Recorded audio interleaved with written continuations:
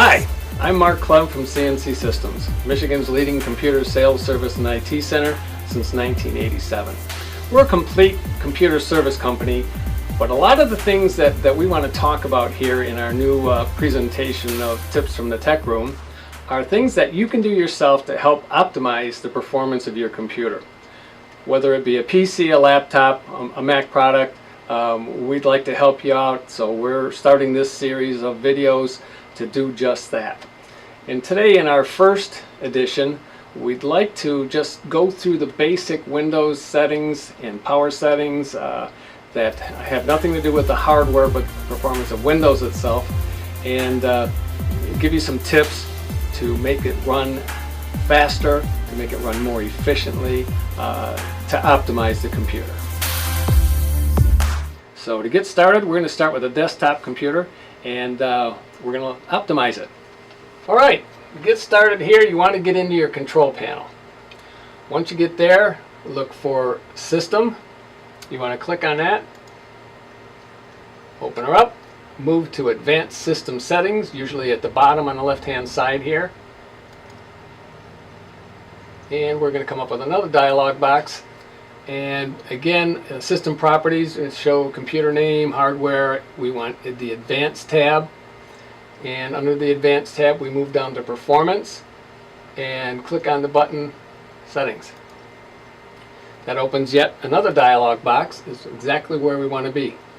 To start with, we want to change this where it says Let Windows choose what's best for my computer, and move down to Adjust for best performance. It's just going to literally wipe out every checkbox. Here's where the main part of the optimization comes in. We want to click on just a few things. We want to enable peak for the video portion. We want to click on show thumbnails instead of icons. And down near the bottom, we want smooth edges of screen fonts and smooth scroll list boxes. And then we want to apply that.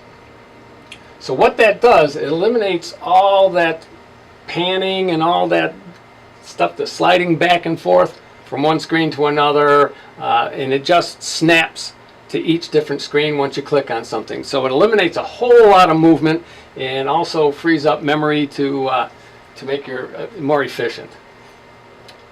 So now what we want to do is we want to close that out or hit OK, and we move over to Remote on the System Properties, and then we want to unclick Allow Remote Assistance. It's just one more thing that's not looking for something constantly. It takes it out of the Windows setup. It's one less thing to be taking up background.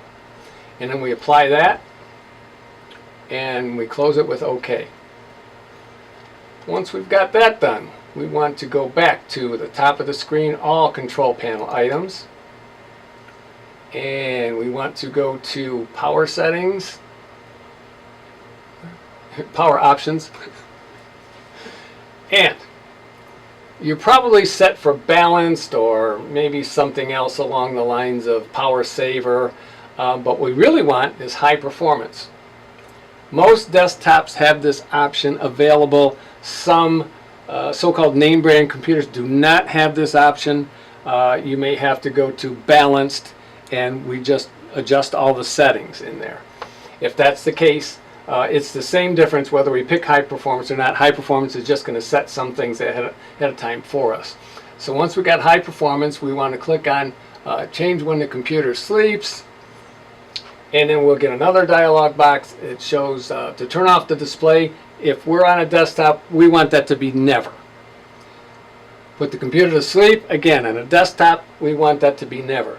One thing Microsoft years ago had noted was we don't really want this sleep mode, because there's always the chance in both sleep and hibernate that the computer may not come back on. So that's one thing we want to eliminate. If we're going to enhance the performance of the machine, we don't want it to be hung in a sleep mode or hibernate. So once we get that done, we can go back to sleep and then move down to change advanced power settings. And here, turn off hard drive. It usually defaults to 10 or 20 minutes. We want that to be 0. We don't want to have to ramp that hard drive up again when we go to do something on a computer, especially if you're on the internet. So we want that to be 0. we want to move down to desktop background settings. And there's the slideshow. You know what the slideshow is? It's just a bunch of different pictures when you're in, when your computer's not doing anything, and it's even when it's doing something, it may change background pictures on you. Just wastes a lot of time, energy, and performance of the computer. So we want that to always be paused. Moving down to wireless adapter settings, just in case you have wireless on your desktop computer, this is one thing we always want to set to maximum performance. Maximum performance and wireless is going to get us a nice steady signal. Then we can close that out, move down to sleep. Here again, sleep mode, something we really don't want to do.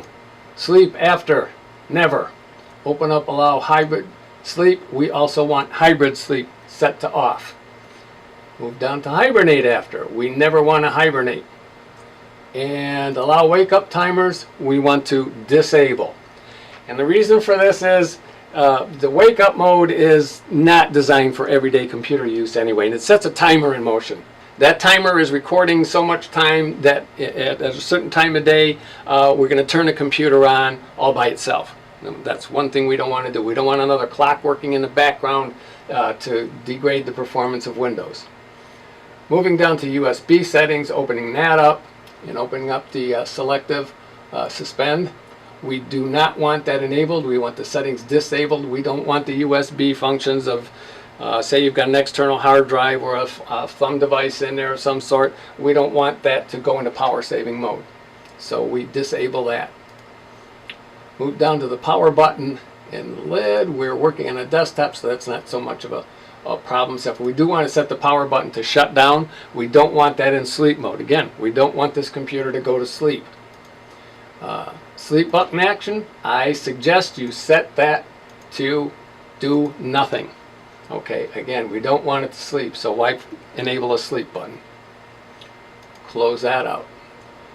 We don't want to mess with PCI Express. We don't want to mess with processor power management.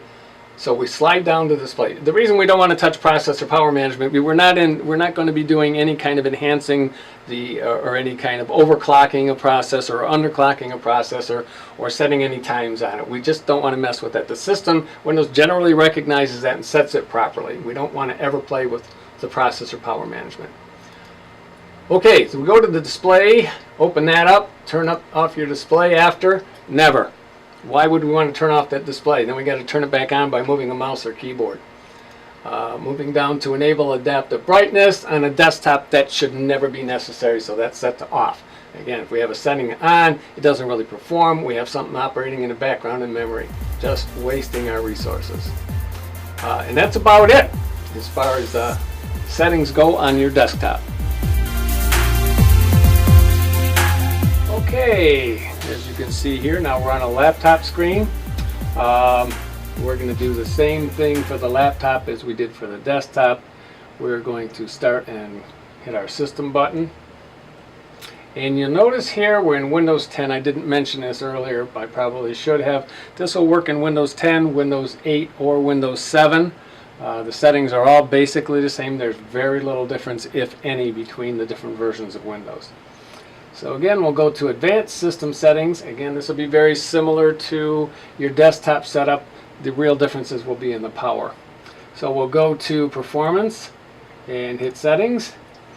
Again, we'll slide down here to adjust for the best performance. Click on that radio button. We'll select Enable Peak and show thumbnails instead of icons, smooth edges, smooth scroll, and apply. Once that's done, we can hit OK to close that out. Move over to Remote and uncheck Remote Access. Apply it, close it. Back to all control panel items and pick your power options. This stuff all should be in alphabetical order, so it should be easy to find, unless you're blind like me. Okay, now on a lot of laptops, the only selection you're going to get here is balanced. On a lot of name brand computers, that's the only selection you get. If you upgraded Windows 10 from Windows 7, a lot of times you'll get more options, but mostly out of the box you're going to get balanced only. So we have to go into change plan settings. And now, unlike the desktop, the laptop, we're going to have two rows of functions and settings, one on battery and the other plugged in. So first of all, turn off the display. When we're on battery, I would suggest you say anywhere from 10 to 15 minutes. I'll select 15 minutes. And put the computer to sleep about 30 minutes. And I told you before, I don't like sleep mode because of the dangers of it, but on a laptop, in this kind of case, if the computer's just sitting and we're trying to conserve energy, battery energy, this is the best thing to do, is to set it at about 30 minutes. Typically you don't leave your laptop if you're using it that long anyway. So under plugged in, we don't need to save any energy, we don't need to save a battery, so turn off the display, we want to slide down to never. Put the computer to sleep, again, slide down to never. You'll see the two slide bars underneath both these rows adjust the plan brightness. I would suggest once again under battery and plugged in, set it all the way to the right for 100% brightness. In the other settings we're going to go to in a minute, we can set that down a tad if we need it. We'll save these changes. Go back to either one of these, change when the computer sleeps, or advanced settings is what we're going to go to next. And we get another dialog box like we worked with before. Okay, turn off hard disk. Now see here we have two of everything we're going to have plugged in on battery, just like in your original settings there.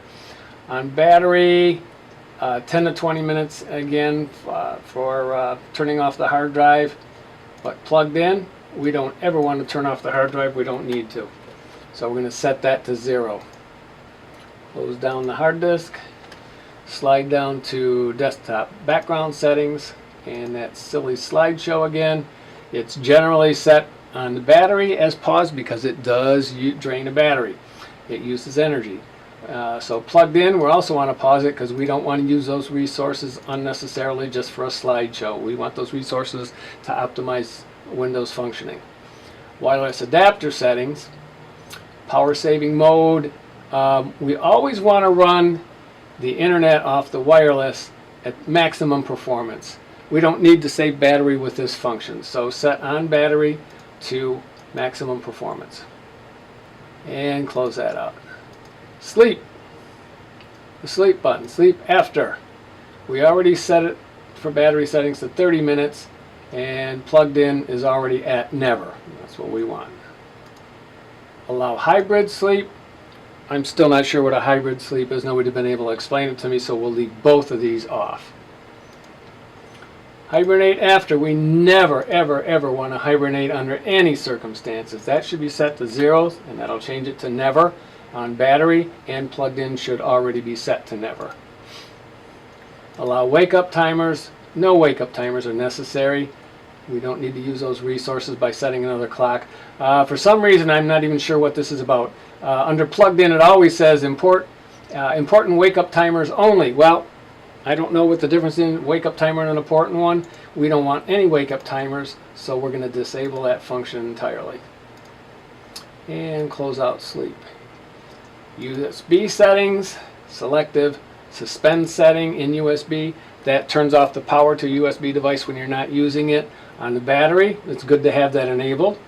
Plugged in, we don't need to do that. We don't need to save any power here. We want maximum performance once again. So we're going to disable that. And close out your USB settings. Power button and lid. One I've never understood. Why, when you close the lid, would you want to put your computer to sleep? When you close your computer, the screen goes off anyway. It turns off the light as soon as you close it. There's a magnetic switch in there that turns off your display. So there's no need to put it to sleep, which is a dangerous proposition. So we change this to do nothing, both on battery and plugged in. We don't want to sleep when we close the lid. We want to do nothing. Close that out. Power button action. Now normally you would think you hit the power button, you turn it on and off. On a laptop, it always puts it to sleep. We don't want to use sleep. That's a dangerous situation. So both on battery, power button, Instead of sleep, we're going to shut down. That's what a power button's supposed to do.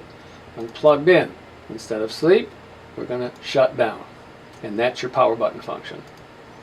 Sleep button action. I generally set this to do nothing.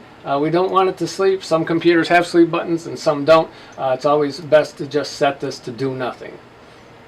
If you use the sleep power button, then this won't function. Sliding down to, again, we're going to eliminate, we're not going to do anything with PCI Express, we're not going to do anything with processor power management, those are dangerous settings. So we'll jump down to display, turn the display off. We've already got that set up in our slide to 15 minutes on battery and never unplugged in. Display brightness, we have that set to 100% both plugged in and on battery. Dimmed display, here's where we can force a setting on here. If we do dim the display on battery, I would suggest you go down to 75%. You can go lower. If your eyes can handle it, that's fine. Plugged in, always at 100%. Nothing other than 100%. So then that's for that. We can close out the display settings and we are done. All right. So you can see here now in Windows we won't have any more of that fading. If I click on control panel here, it just goes straight to control panel, fills the screen, and we're running much more quickly and completely optimized. You're going to see the effects over this. Everything you run on a computer is going to run better because we've optimized the Windows settings. I would suggest after you get all this done, you back up your system, you set up a system restore point, and you're in business. Now, if there's anything you don't understand, go to our website, www.cnc-systems.com, or wherever you can pick us up on Facebook as well. Ask your questions, feel free. If there's any way I can enhance this, give you more information, we'd be glad to redo this if we have to, but at least I want to get you started on optimizing your computer. Every computer out of the box is set up to be run saving power, and saving power degrades the performance of a computer. Think of us, check us out on the web, and remember CNC Systems and Tips from the Tech Room.